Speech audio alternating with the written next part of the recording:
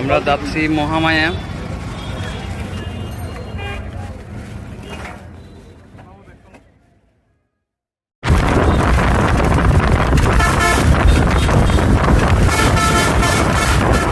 আমরা এইমাত্র এসে পৌঁছালাম মহামায়া বাঁধের ওপরে।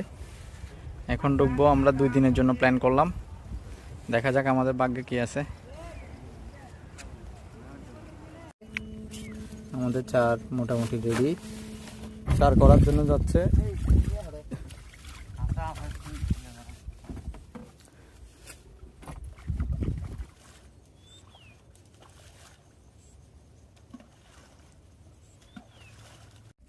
ফিটিং চলতেছে আমাদের, এখন 4 মেরে আসছে। এখন দেখা যাক কি হয়। মাছ চাপতেছে চারাই দিয়ে ওই চনা।